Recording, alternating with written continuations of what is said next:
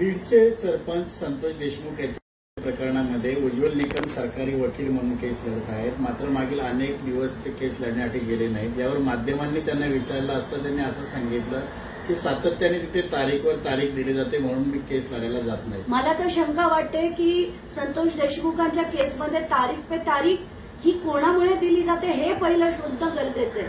ते खरं कोर्ट देत आहे का हे देत आहेत की हे अर्ज करून सांगतायत की आता मला जमणार नाही नंतर मला जमणार नाही. या सगळ्या गोष्टी खरं तपासणं गरजेचं आहे.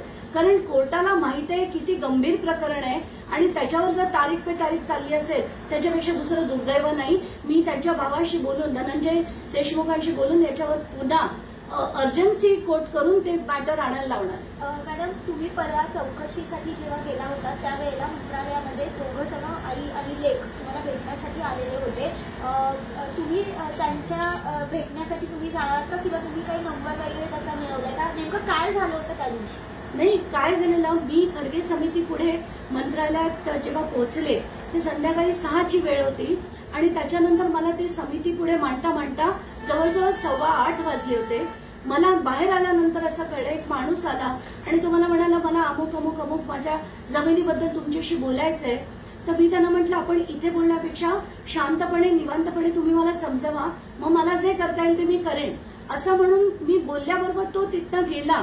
तर मला काही पत्रकार सांगायला लागले की त्या माणसाला इथे खूप आता म्हणे खूप मोठा हे झालं होता कारण खूप आरडाओरडी झाली होती, त्याला तुम्हालाच भेटायचं होतं तर तुम्ही त्यांना एकदा भेटून घ्या.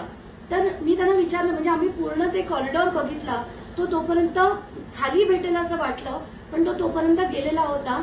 त्याच्यानंतर तो व्हिडिओ एवढा व्हायरल झालाय तर मला कुठूनही त्या माणसाला सांगायचं की बाबा तुझी व्यथा, कारण तुझा जो व्हिडिओ मी बघितला जे तिथे घडलं मंत्रालयात ते अतिशय दुर्दैवी होतं.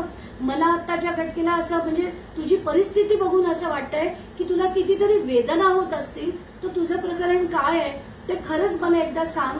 कुणाच्या तरी माध्यमातून माझा फोन नंबर मिळवून माझ्यापर्यंत घरी येऊन सांग. मला जेवढं तुझ्यासाठी करता येईल मी नक्कीच करेन.